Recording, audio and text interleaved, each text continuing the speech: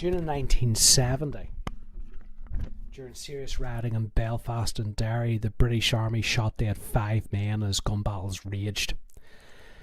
The IRA, who were firing and sniping, tended to use weapons which were slightly older, for example Thompson machine guns. The British Army were using self-loading rifles which fired high-velocity 7.62mm rounds, which were designed to kill Soviet soldiers in the battlefields of Eastern Europe and weren't designed to keep civilian rioters under control in Belfast. Inevitably, these powerful rounds would maybe miss their target and hit a civilian, and so there were civilian deaths. Nationalist politicians complained that there weren't proper investigations of these deaths. Nobody was ever disciplined really for them. Nobody was ever came anywhere near anything like a trial. Yet innocent people had undoubtedly died in these gun battles. And the end result of that was that nationalist politicians, people who wanted to follow a peaceful path, looked more and more powerless. It looked as if the IRA were the only guys who could hold British soldiers to account, or at least that's how it seemed to hardline guys and hardliners in the rougher areas of Belfast and Londonderry. The British Army was caught between a rock and a hard place. The Provisional IRA was trying to get people to agitate against them. The Unionist government wanted a quick victory against the IRA. They wanted to show that they could be tough. They wanted to stomp the IRA out. Even though the British Army was saying back to them, guys, this is never going to happen. You're not going to defeat the IRA, the Provisional IRA, in 1 year or 2 or 3. This is going to be a long, hard battle. The Provisional IRA are new. They are a new group. They have split from the official IRA. They are using new tactics. We don't know exactly where they're getting all their money from. We don't know exactly where they're getting their weapons from. We don't know who and who is not a member. We don't have enough intelligence. RUC Special Branch was telling the Unionist government exactly the same thing. Guys, forget it. This is a long, hard battle you have ahead of you. The British Army were saying, listen, we were told to come over here to keep the peace. We were not told to drive into houses in tanks and to invade areas of Belfast. We are here because the police have failed, but we're not going to treat this like a military campaign. It's bad enough already with people being hit by stray bullets. We're not going to launch a military assault in West Belfast and on parts of Londonderry that you can't control. That's just not going to happen, guys. That's not our job. But the Unionists kept pressuring, and technically the army was there to back them up, and they wanted quick results. And so on the 3rd of July, the British Army imposed what's known as the Falls Road Curfew for 34 hours in the whole Lower Falls area of West Belfast. About 20,000 people were confined to their homes. There were about 5,000 homes were searched by British soldiers. You know, British soldiers not trained to be tidy, not trained to put things back where they first found them. You know, a lot of homes weren't in the nicest condition when the soldiers walked out. There was a lot of anger. And if you're a young person in town saying there's nothing to do at town tonight because, you know, you can't get to the disco or because there aren't that many discos in Belfast, well, you can imagine a young teenager in the Lower Falls who's saying, well, there's nothing to do tonight because the soldier outside my door is going to arrest me if I try and go out and see my mates. There was anger. There was rioting. There were 4 deaths, including one man who was run over by a Land Rover driven by soldiers. There was no effective investigation. The army never regained the trust of nationalists in West Belfast. It was a disaster. Exactly how the army predicted it would be. And the worst part is that afterwards the army thought to ask, by the way, was that legal? To which the answer came, guys, we're pretty sure that wasn't legal, but there's not an awful lot we can do about it now. Let's just hope that nobody noticed. People noticed. It was illegal. Then the Civil Rights Association had wanted democracy in Northern Ireland, and now they had people confined to their homes, effectively put under house arrest because they live in a Catholic area. Doesn't sound like democracy. Yet there wasn't an awful lot the civil rights movement could do against it. It didn't help that the Southern government and the Republic sent up a minister, Patrick Hillary, to visit the area and try and make it look as if the South was taking an interest in supporting Catholics. That made Protestants much more suspicious. Civil rights leaders had been elected to Stormont. Jerry Fitt, the SDLP, a new political party, formed in 1970, and that gives the civil rights movement, a bit more respectability, a bit more of an input. And the SDLP is going to become incredibly important in Northern Ireland's future. In particular, John Hume, Jerry Fitt, and John Hume were the two big names in the SDLP. Jerry Fitt in the early years, John Hume afterwards. But by and large, things were not going well. By early 1971, there was daily rioting in parts of Belfast. I mean, it was just a daily event.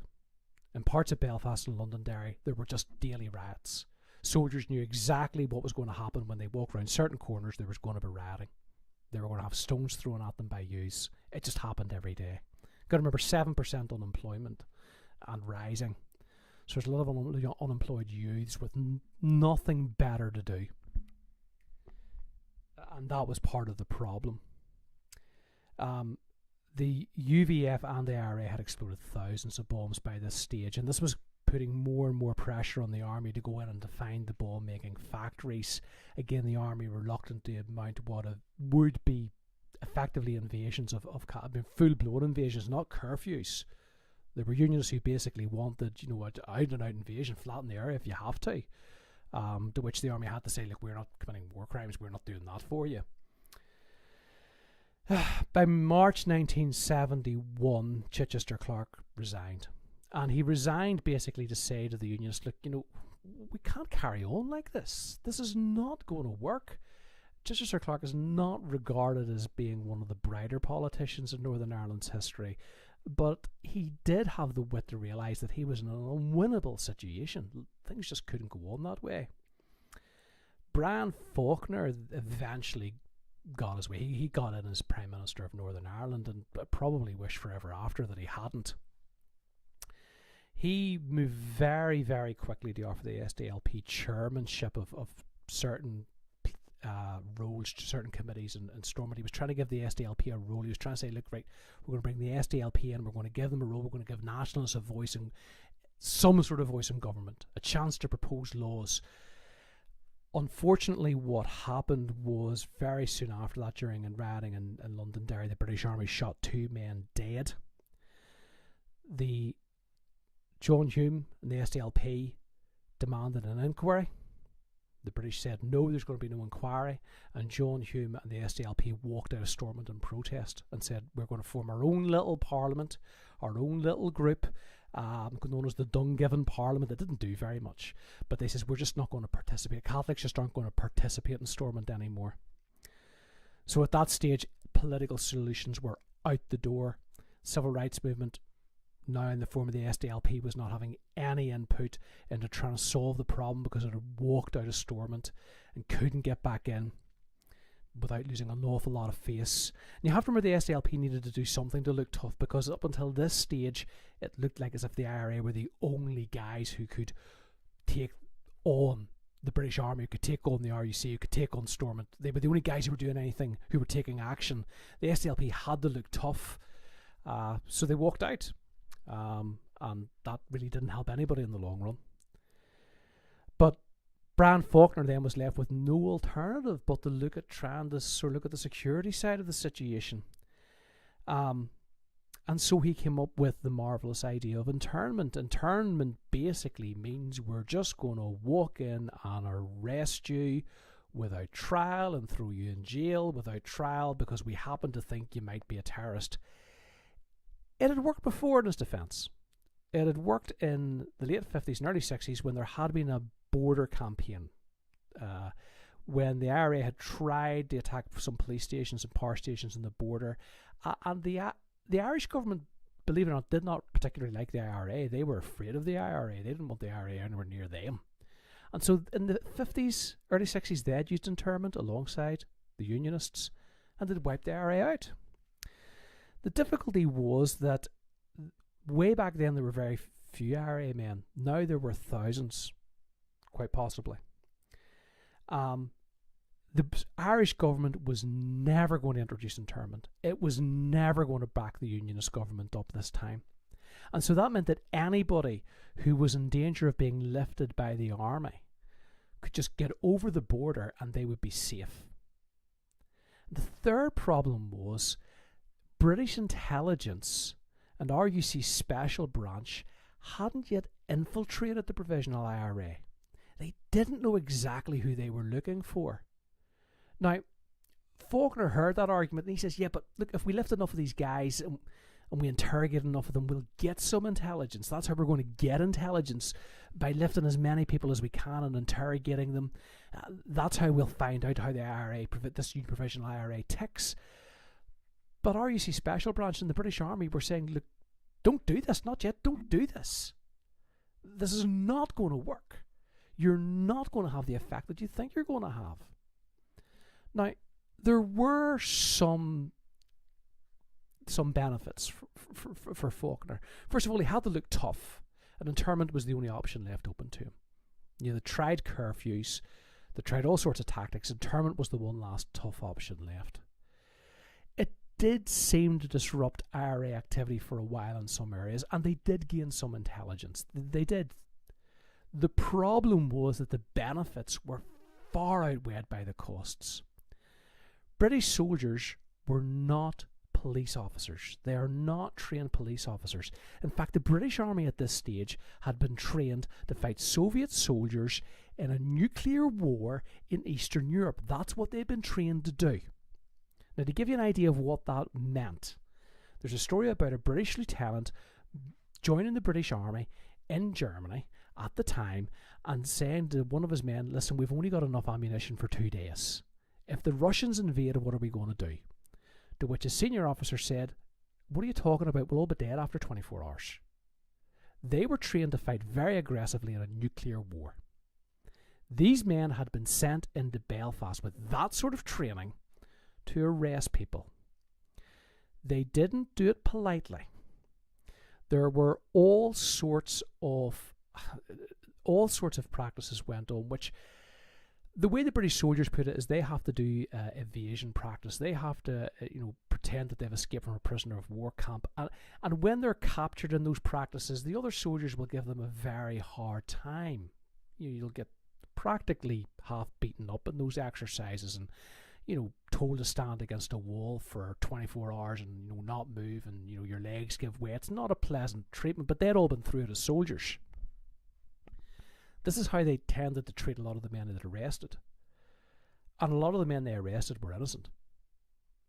So a lot of these men were treated very roughly by British soldiers. They were given a very hard time. Some were beaten up. Some had bags put over their head, were told to put their hands against a wall, stand with your legs outspread. They'd be kicked in the inside of the thighs. In case you doubt this, my father ran a football team in Belfast at the time. It was mainly Protestants, and everybody on it thought everybody else was Protestant. There were a couple of Catholics known to him, but it was officially a Protestant team, and they were stopped by a British patrol, and he seen his young fellas being kicked by British soldiers just in a random search. If you join the army, you don't join to be polite, especially at this stage. You join because you're a fighter, and so these guys were put your hands against the wall. Some of them were kicked. There was also a practice where they put a bag over your head, put you into a helicopter. The helicopter would come off the ground. Somebody beside you would say you're at 10,000 feet, and then they push you out the side of the helicopter. Now, unbeknownst to you, the helicopter is only about 3 feet off the ground, 4 feet off the ground. The helicopter pilot has just gone up, made a lot of noise, and stayed just floating gently just above the ground. But you think you're being thrown out from 1,000 feet. You think you're dead. Of course, the soldiers will all have a laugh. But if you've done nothing wrong, if you haven't committed a crime, if you just happen to have the wrong surname, or if you just happen to have been picked out as somebody who might be a terrorist, you're not going to come out in the best of moods. And so what happened is recruitment to the IRA soared. A lot of people who weren't against the British beforehand, really now they were really 100% against you. I mean, some people couldn't get into the IRA quickly enough. As a matter of fact, why not join? If you're going to be arrested for it anyway, why not join? Nationalist politicians were furious. I mean, remember, back in the civil rights marches, back in the days, of the civil rights marches, they were saying, listen, we want a normal democracy in Ireland. We want an end to the Special Powers Act. Now they've just got people being interned left, right and centre because you happen to live in their own part of Belfast. So they were furious. There was never going to be a political deal after this. I mean, you just couldn't have a political deal after this. And unfortunately, this would eventually lead to one of the worst days in the history of the Troubles, and that was Bloody Sunday. Bloody Sunday, 1972, where Sunday the 30th, January 1972, in Londonderry at an army barricade, paratroopers opened fire on an unarmed crowd and killed 13 people and blew the civil rights movement right out of the political process in Northern Ireland. Peaceful demonstrations now could get you shot, was the impression.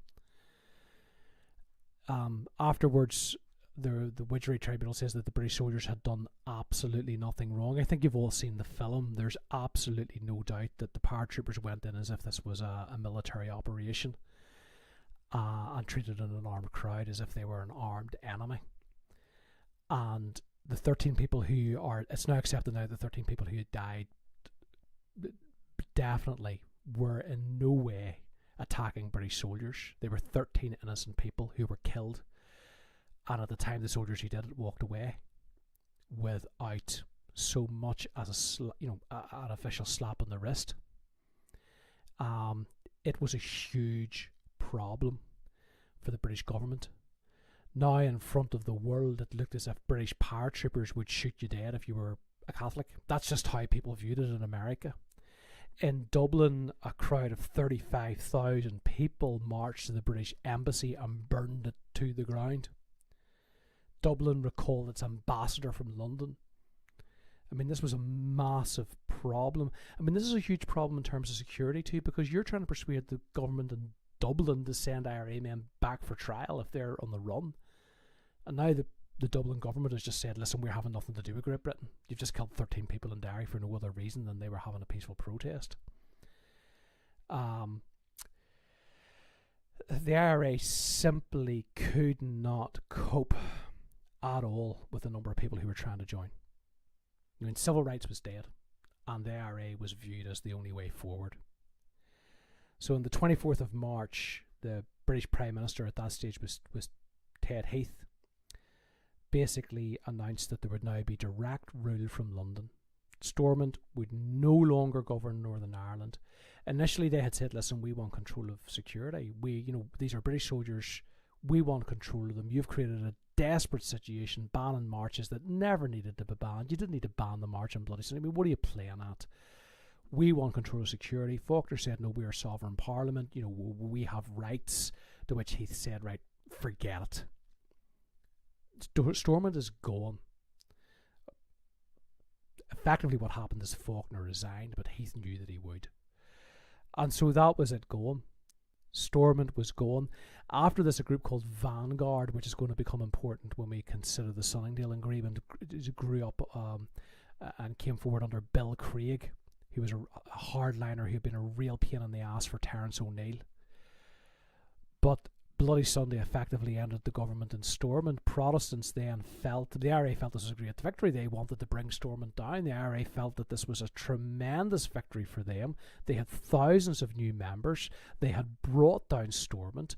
They had tackled British troops. Everything was going according to plan. Willie Whitelaw, the Northern Irish Secretary, was brought in to run Northern Ireland then by the British government. Willie Whitelaw started peace talks with the IRA to try to see if he could come to some sort of arrangement with them. And again, the IRA thought this was great, got carried away with themselves, and their opening gambit is, we want a complete withdrawal of the British Army and we want a united Ireland. To which Whitelaw, guys, you're not being serious. What followed was Bloody Friday. The IRA decided they announced an end to their ceasefire and the peace talks by planting bombs on the 21st July. 22 bombs were planted all over Belfast, and there was a massive slaughter. 130 people injured, 11 killed. So Bloody Friday follows Bloody Sunday. Operation Motorman followed that. The British Army then went into what were called the no-go areas. There were parts of Belfast and Derry where British soldiers and British policemen could not patrol. They were barricaded off. They were run by the IRA. They brought in a huge number of soldiers, massive armoured vehicles, smashed the barricades. Only 2 people were killed that day. It was considered to be a huge success. And by that stage, the British Army had control of Northern Ireland.